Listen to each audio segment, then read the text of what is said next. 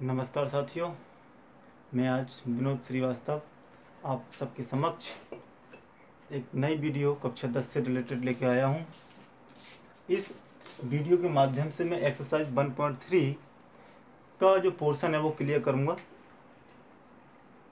इस प्रश्नावली के अंतर्गत आपसे सिद्ध करने वाले प्रश्न जो पूछता है इस टाइप से कि सिद्ध कीजिए √5 एक अपर में संख्या है, सिद्ध कीजिए √3 एक अपर में संख्या है।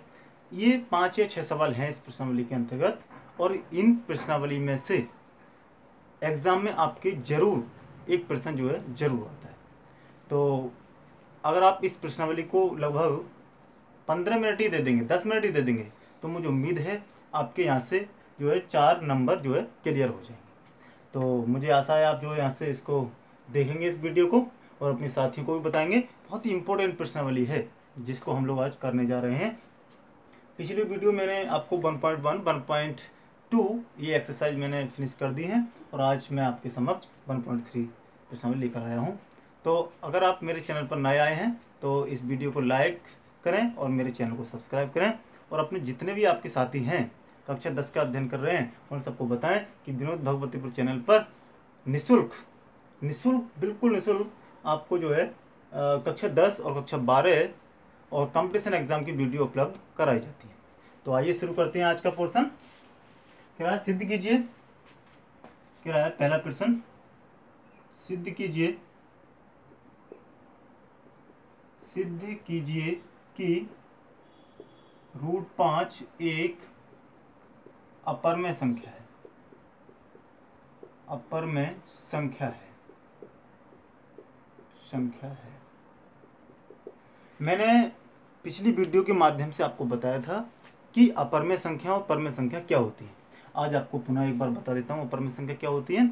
वे संख्याएं जिन्हें P/Q के रूप में व्यक्त नहीं कर सकते, वे संख्याएं जिन्हें P/Q के रूप में व्यक्त नहीं कर सकते, वे सभी संख्याएं अपर में संख्याएं कहलाती हैं। तो जितनी भी रूट में क्रॉस संख्याएं जिनका वर्गमूल जो है निकाल तो सकते हैं लेकिन एक अलग तरीके से आता है। तो जैसे मैं आपको बताऊंगा, जैसे √3 है 1.732 इस टाइप से ये चलता रहता है, तो आप समझ जाएंगे ये अपर में संख्या है। जैसे √4 है, √4 का वर्गमूल कितना हो गया 2। साथियों ये अपर में संख्या नहीं है। आप सोचोगे √4 एक अपर में संख्या होगी, नहीं, √4 एक अपर में संख्या नहीं है। तो रूट अपर में संख्या कौन सी हुई, ये हुई। आप देख सकते हो, किस दिन आपको पूर्ण तरीके से क्लियर करके बताऊंगा आखिरकार क्या इसमें जो है टेक्निक होती है कि अपर में संख्या क्या होती है। तो आज तो मैं फिलहाल आपको प्रश्नावली के बारे में बता रहा हूँ, किसी दिन और इस टॉपिक की हम लोग चर्चा करेंगे, विस्तार से चर्चा करेंगे। तो आज स्टार्टिंग करते हैं हम लोग √5 का अपर में संख्या। साथियों मैं स्टेप बाय स्टेप आपको बता रहा हूँ, स्टेप के माध्यम से हम लोग क्लियर कर देंगे इसको। तो आइए शुरू करते हैं हम लोग सॉल्यूशन इसका। सॉल्यूशन सबसे पहले आप कहोगे माना, क्योंकि हम लोग विपरीत मानेंगे फिर देखेंगे चेक करके क्या वास्तव में ऐसा है तो कर देंगे हम लोग। √5 एक अपर में संख्या है, अपर में नहीं बल्कि एक पर में मान लेते हैं, ठीक है, कुछ देर के लिए पर में संख्या है। √5 एक पर में संख्या। आप इसको ऐसे करोगे √5 बराबर P/Q, इसको मान लोगे आप। √5 को एक P और Q मान लोगे। P और Q क्या होती है, मैंने बताया वे संख्याएं जिन्हें P/Q के रूप में व्यक्त कर सकते हैं, वे सभी संख्या पर में संख्या होती है। जब वास्तव में √5 एक पर में संख्या है तो इसको P/Q के रूप में लिख सकते हैं, सीधी सी बात है। अब आप इसको इक्वेशन नंबर 1 डाल दो और यहाँ पर लिख दो जहां P तथा Q सहअभाज्य संख्या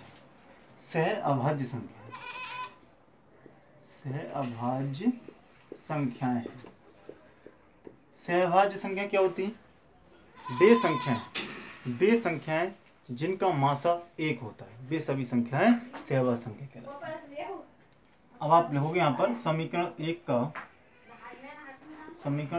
का दोनों तरफ वर्ग करने पर, समीकरण 1 का दोनों तरफ वर्ग करने पर वर्ग करो आप लोग। तो यहाँ से √5 का स्क्वायर बराबर पी स्क्वायर बटे क्यू स्क्वायर। √5 का आप वर्ग करोगे तो ये 5 हो जाएगा और ये हो जाएगा पी स्क्वायर बटे क्यू स्क्वायर। मैं इस 5 को उधर भेज रहा हूँ और क्यू को इधर भेज रहा हूँ, क्रॉस में आप देख सकते हो क्यू स्क्वायर इधर हो गया, क्यू स्क्वायर बराबर पी स्क्वायर बटे 5।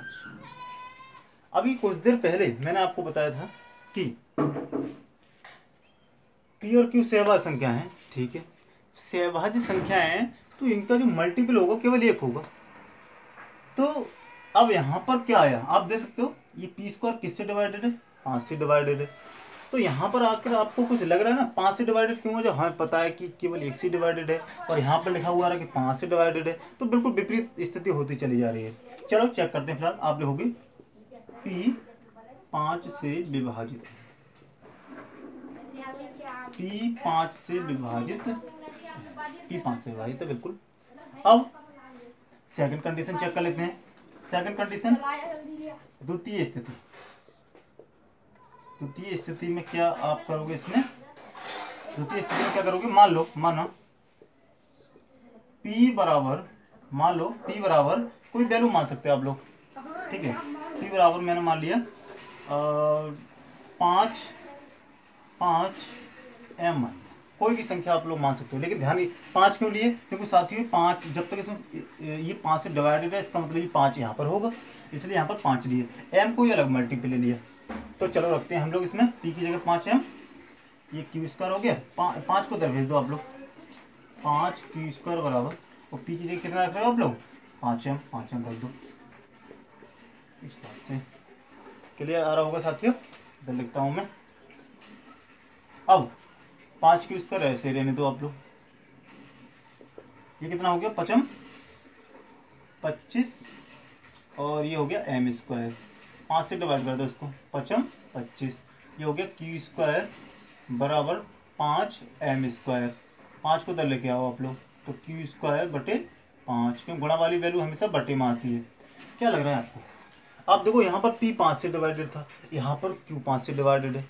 जब p और q 5 से डिवाइडेड हैं तो यहाँ पर लिख सकते हो आप लोग q 5 से विभाजित है,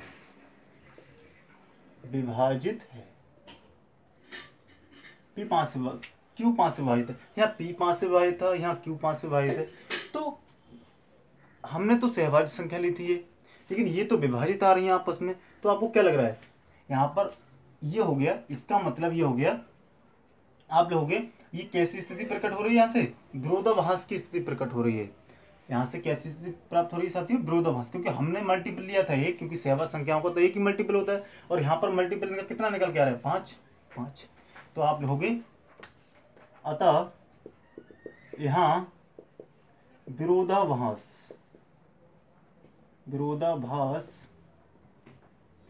की स्थिति प्राप्त होती है,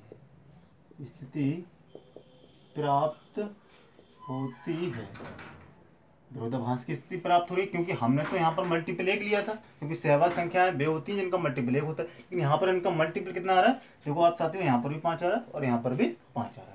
अतः यहाँ विरोधाभास की स्थिति प्राप्त होती है। आप लिखोगे अतः √5 एक परमेय संख्या है,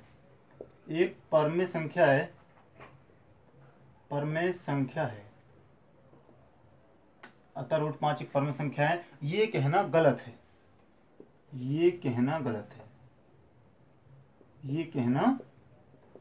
है, अतः √5 एक अपरमेय संख्या है, √5 एक अपरमेय संख्या है।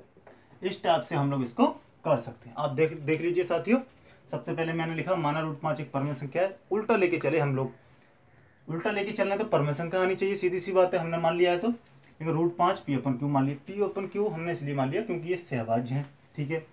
समीकरण 1 का दोनों तरफ वर्ग कर दिया, वर्ग करने के बाद ये स्थिति प्राप्त हुई, √5 का वर्ग करोगे तो 5 ही आता है, और ये p स्क्वायर बटे q स्क्वायर। अब क्या किया हम लोगों ने, ये जो यहाँ से q स्क्वायर है इसको इधर पहुंचा दिया, और ये जो 5 है उसको बटे में पहुंचा दिया, क्योंकि क्रॉस वाली हम लोग जो है मल्टीप्लाई कर सकते हैं। तो 5, अब यहाँ से p स्क्वायर किससे डिवाइडेड है, 5 से डिवाइडेड है, तो इस टाइप से। अब द्वितीय स्थिति में क्या किया हम लोगों ने, 5 से डिवाइडेड है हमने लिख दिया केवल, हाँ 5 से डिवाइडेड है, जबकि हमें पता तो लग गया यहाँ पर विरोधाभास की स्थिति है, लेकिन हमने लिख दिया यहाँ पर। अब द्वितीय स्थिति में क्या माना हम लोगों ने कि चलो p की जगह कोई अदर मल्टीपल मान लेते हैं हम लोग, देखते हैं चेक करके कि p तो हो गया, ठीक है, q भी देखते हैं हम लोग। तो हमने जैसे ही यहाँ पर p की जगह 5m माना, 5m ही मानना है क्योंकि साथियों यहाँ पर 5 है तो 5 मानना है यहाँ पर, और यहाँ पर 5 मानना है, और अगर यहाँ पर 6 होते तो 6 मानना है, 7 होते तो 7 मानना, 8 होते तो 8, जितनी भी संख्या होती है वहीं पर मानना, क्योंकि मल्टीपल तो वही रहेगा, मल्टीपल थोड़ी चेंज हो जाएगा। तो इस टाइप से अब हमने दोनों तरफ वर्क कर दिया, क्योंकि p की जगह 5m रख दिया, यहाँ पर वर्क कर दिया, तो वर्ग ये स्थिति बनी यहाँ से 25m², 5m 25 q² 5m²। अब यहाँ से जो गुणांक की जो वैल्यू है 5 उसको बटे में लेके आए हम लोग, q² बटे 5 बड़ा m² हो गया। तो क्या लग रहा है आपको, आप देख सकते हो q² किससे विभाजित है, 5 से विभाजित है, ठीक है। तो अब वहां तो विभाजित था नहीं, यहाँ p भी 5 से विभाजित है, q भी 5 से विभाजित है, तो ये क्या स्थिति लग रही है आपको, अतः यहाँ विरोधाभास की स्थिति प्राप्त होती है। अतः रूट 5 एक परमेय संख्या है, ये कहना गलत है। अतः रूट 5 कैसी संख्या है, एक अपरमेय संख्या है। तो साथियों इतना जब आप लिखोगे और इतना करोगे आप लोग, तो आपको एक 4 नंबर जो है मिल जाएंगे। केवल आप एक क्वेश्चन की तरह ही, एक क्वेश्चन से ही आप सीख जाओगे इसको, और यहाँ से दिक्कत नहीं आएगी। तो मुझे आशा है आप समझ गए होंगे। आगे नेक्स्ट प्रश्न की चर्चा कर रहे हैं।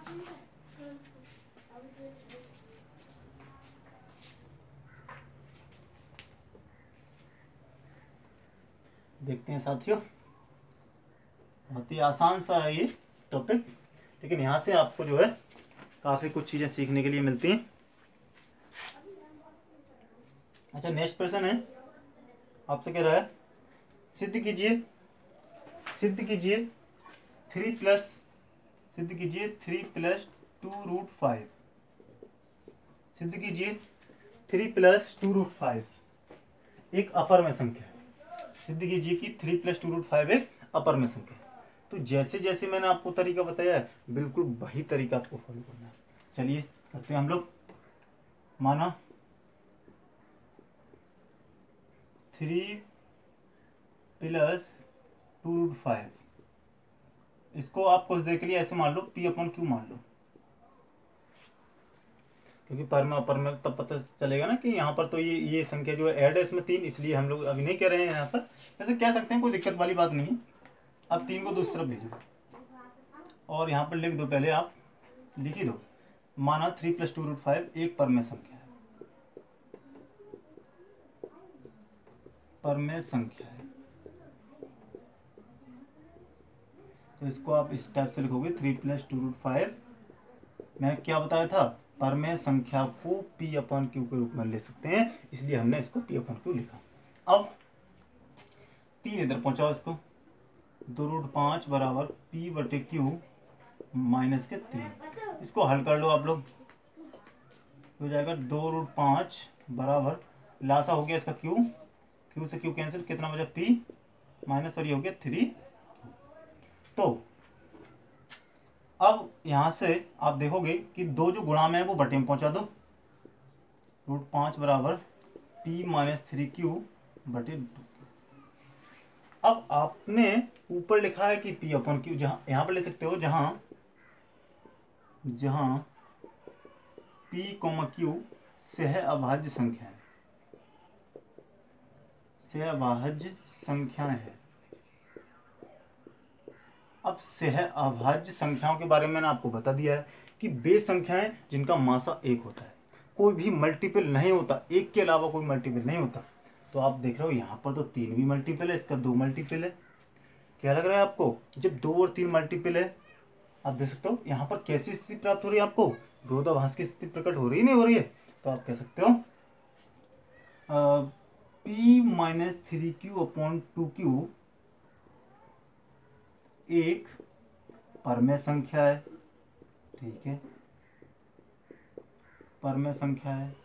जबकि अभी पिछले प्रश्न में आपने किया था, जबकि √5 एक अपरमेय संख्या है, √5 एक अपरमेय संख्या है। तो कैसी स्थिति हो गई, ये परमेय संख्या है, ये अपरमेय संख्या है, कैसी स्थिति हो गई, ये विरोधाभास की स्थिति हो गई, आप कह सकते हो। अतः यहां से विरोधाभास, विरोधाभास की स्थिति प्रकट होती है, स्थिति प्रकट होती है। अतः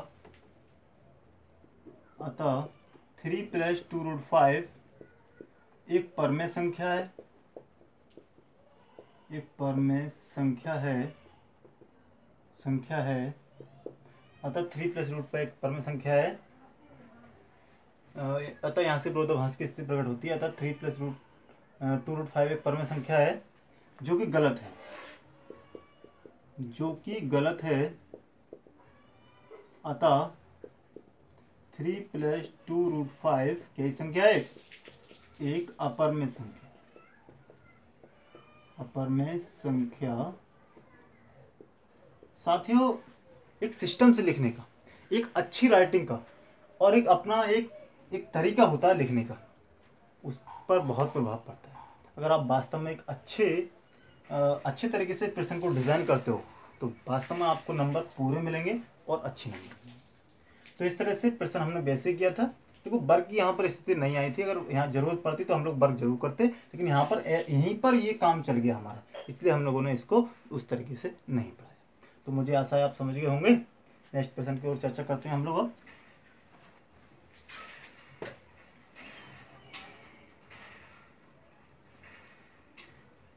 नेक्स्ट प्रश्न क्या है देख लेते हैं। तीसरा नंबर प्रश्न,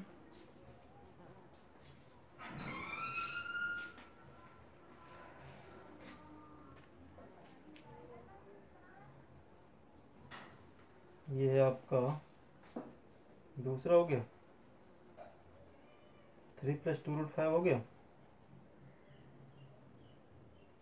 नेक्स्ट है आपका क्वेश्चन नंबर 3,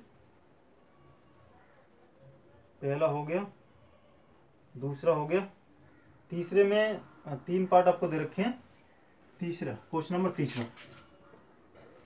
नंबर तीसरे का पहला पार्ट देखते हैं क्या है। ये आपका 1/√2,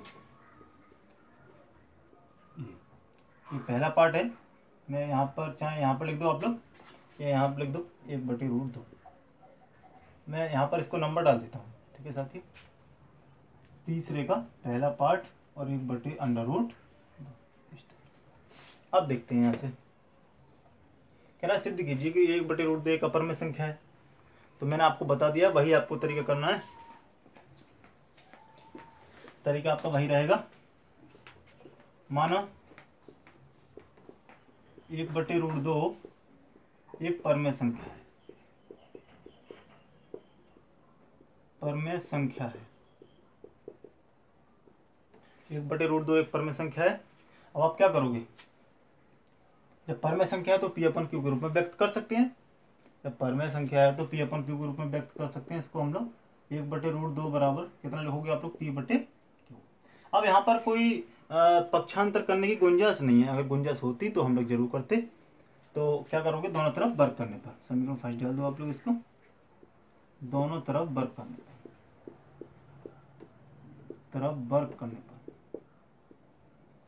दोनों तरफ वर्ग करने पर वर्ग जब आप करोगे यहाँ से तो देखो क्या स्थिति बनेगी। इस टाइप से वर्ग करते हैं। वर्ग करते समय अंडर जो है हट जाता है, क्योंकि अंडर का मान भी 2 होता है और ये 2 पहले ऑलरेडी है, 1/2 होता है। इसका मतलब 1/2 से 2 कैंसिल हो जाता है। इसलिए हम लोग ये मान लेते हैं कि वर्गमूल वाली जब संख्या का वर्ग करते हैं तो वर्गमूल उसका हट जाता है। तो इसका वर्ग करोगे तो 1/2 आ जाएगा और ये हो जाएगा P²/Q²। अब Q² को इधर पहुंचा दो आप लोग। Q² को इधर पहुंचाओगे तो ये 2 तो नीचे रहेगा और इस टाइप हो जाएगा। क्या लग रहा है आपको, आप देख सकते हो Q² 2 से विभाजित है। और जबकि और यहाँ पर ये लिख देता हूं मैं यहाँ से, जहां P, Q सहभाज्य संख्याएं हैं।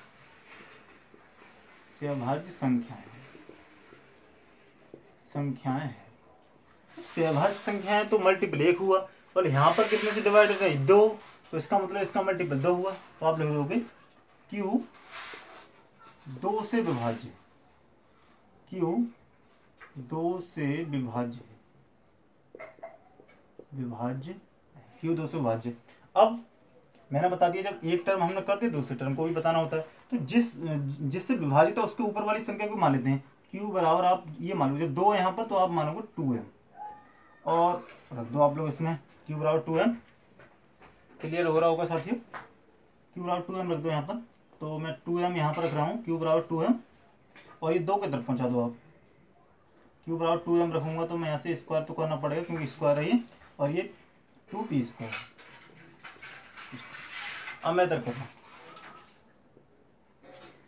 2 दूनी 4m स्क्वायर और ये कितना हो गया 2p स्क्वायर। 2 से काटोगे 2m स्क्वायर रह जाएगा यहाँ से और ये p स्क्वायर इधर पहुंचा दो आप लोग, m square equal to p square upon 2। अब यहाँ पर क्यू 2 से विभाज्य था, यहाँ p 2 से विभाज्य, तो यहाँ पे लिख दो आप लोग p 2 से विभाज्य है। तो जब p और q दोनों 2 से विभाज्य और यहाँ पर कह रहा है कि इनका कोई मल्टीपल नहीं है, तो कैसी स्थिति प्रकट हो रही है आपको, विरोधाभास की स्थिति प्रकट हो रही है। तो आप लिख सकते हो यहाँ विरोधाभास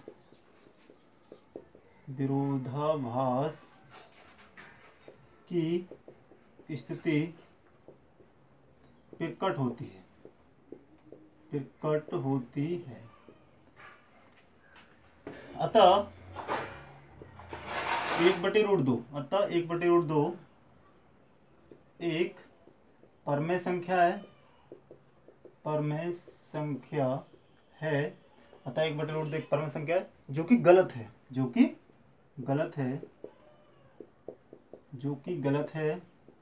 अतः 1/√2 क्या संख्या हो गई? अतः 1/√2 एक अपरमेय संख्या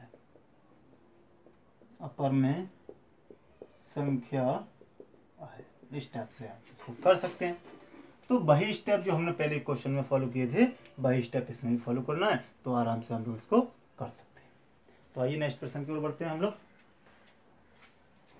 अगर आप मेरे चैनल पर नए आए हैं तो चैनल को सब्सक्राइब करें और वीडियो को लाइक करें।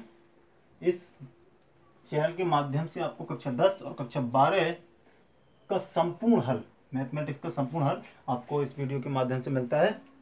तो आप जो है अपने साथियों को भी बताना, ताकि हम आपके साथी को भी इस चैनल के माध्यम से सहूलियत मिले। तो नेक्स्ट प्रश्न ये है आपका 7√5 कह रहा है सिद्ध कीजिए। ये इसका दूसरा पार्ट है। सिद्ध कीजिए, मैं लिख देता हूं पुनः, सिद्ध कीजिए कि 7√5 एक अपरमेय संख्या है। ये बताइए, इसको मान लो आप लोग, माना 7√5 एक परमेय संख्या है। और जब परमेय संख्या है तो उसको p अपन q के रूप में व्यक्त कर सकते हैं। तो आइए करते हैं इसको। 7√5 equal to p upon q, जहाँ p और q क्या है? सहभाज्य संख्या। आप लिखोगे जहाँ p तथा q सहभाज्य संख्याएं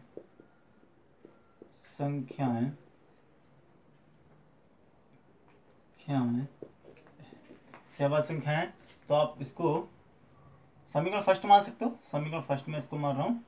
आप लोगों को समीकरण फर्स्ट नहीं, समीकरण फर्स्ट क्या, आप ऐसा करो थोड़ा पक्षांतर कर लो, क्योंकि रूट वाली संख्या रह जानी चाहिए। इधर पहुंचाओ इसको p/7q। अब ये हो गया। अब यहाँ से बहुत ही आसान स्थिति हो गई। हमने लिखा था कि p और q जो है सहभाज्य संख्या जिनका मल्टीपल 1 होता है, और यहाँ पर आपको क्या दिखाई दे रहा है, यहाँ पर जब 7 यहाँ पर मल्टीपल में है इसके, तो 7 का ये जो है मल्टीपल बन जाएगा। और यहाँ पर दूसरी स्थिति ये भी है कि p जो है 7 से विभाजित है। तो p 7 से विभाजित है और q के पास भी 7 का मल्टीपल है, तो q भी 7 से विभाजित होगा। तो आप कह सकते हो p 7 से विभाजित है, 7 से विभाजित है तथा Q भी 7 से विभाजित होगा, P विभाजित है तो Q भी 7 से विभाजित होगा। अतः P/7Q एक परमेय संख्या है, एक परमेय संख्या है। ये परमेय संख्या है, ठीक है। और रूट, जबकि रूट 5 कैसी है, जबकि रूट 5 कैसी संख्या है, आप बताओ जरा। जबकि रूट 5 एक अपरमेय संख्या है, अपरमेय संख्या है। जबकि रूट 5 कैसी है, एक अपरमेय संख्या है। तो यहाँ पर कैसे स्थिति प्रकट हो रही है, ये तो अपरमेय संख्या कह रहा है, ये अपरमेय संख्या कह रहा है, तो यहाँ पर विरोधाभास की स्थिति प्रकट होती है। यहाँ आप लोग यहाँ विरोधाभास की स्थिति प्रकट होती है, यहाँ पर विरोधाभास की स्थिति प्रकट होती है। तो क्या लिख सकते हैं आप लोग, अतः यहाँ लिखोगे, लिख रहा हूं मैं यहाँ से, अतः 7√5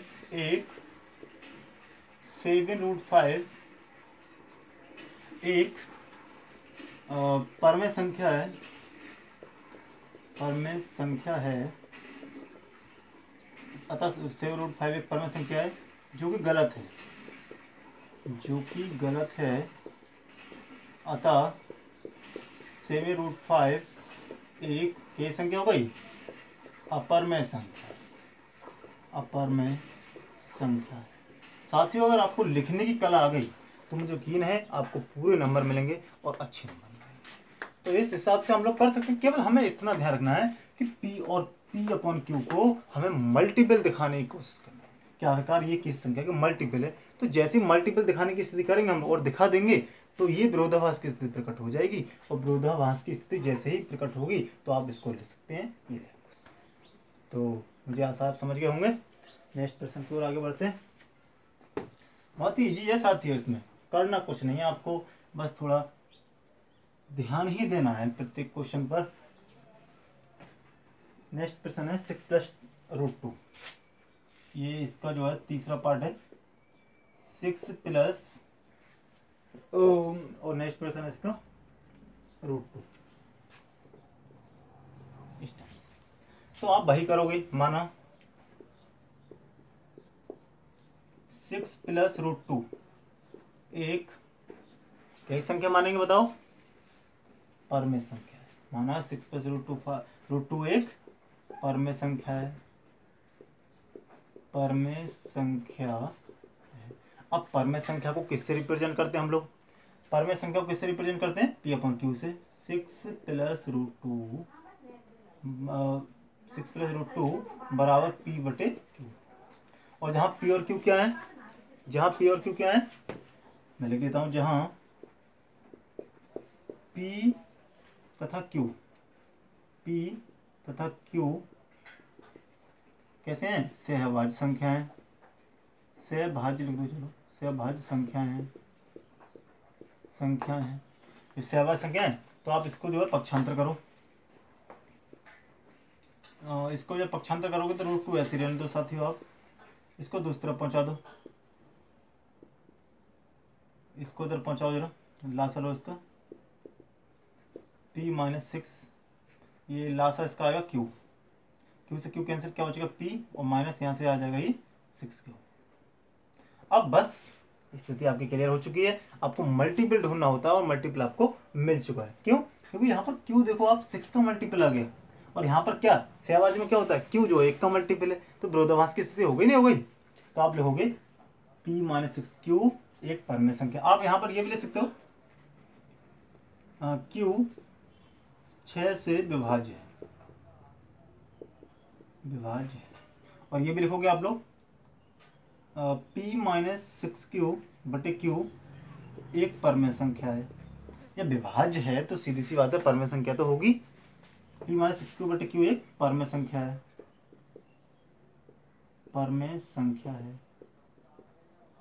और जबकि √2 कैसी है, एक जबकि √2 एक अपर में संख्या है, जबकि √2 एक अपर में संख्या है। अब क्या कह सकते हो हम लोग, अतः यहां से कैसे स्थिति आपको प्रकट हो रही है, अब देखोगे यहाँ से विरोधाभास प्रकट होता है। अब देखोगे यहाँ से मैं लिख देता हूँ, तो चलो यहाँ लिख देता हूँ, यहाँ से विरोधाभास प्रकट होता है, विरोधाभास प्रकट होता है। आप लोगे अतः 6 + √2 एक परमेय संख्या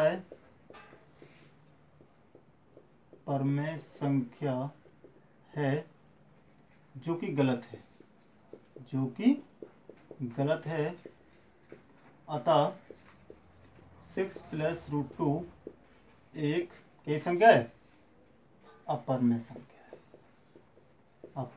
संख्या। तो मैंने आपको बता दिया साथियों, केवल आपको मल्टीपल ही ढूंढना है।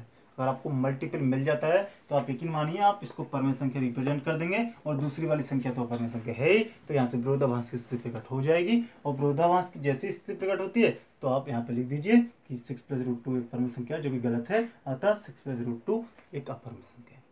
तो बहुत ही आसान है करना। इस टाइप से ये एक्सरसाइज आपकी, कुछ और प्रश्न रह गया देख लेता हूँ साथियों में, और प्रश्न होते हैं तो कराता हूँ अभी। यहाँ से ये जो है इस टाइप से साथियों ये एक्सरसाइज पूरी हुई। तो कैसी लगी आपको ये वीडियो, मुझे लाइक और कमेंट करके बताइएगा। अगली वीडियो के साथ मैं आपको कल फिर मिलूँगा। तब तक के लिए आप खुश रहिए, सही रहिए, और जितनी भी वीडियो मैंने अपलोड की है उनको देखिए, और आप कॉपी बनाते रहिए फिर, और रिवीजन साथियों करते रहिए। यदि रिवीजन में कोई दिक्कत आए तो मुझे आप कमेंट करके बताइए। तब तक के लिए नमस्कार, आदाब, जय हिंद, कल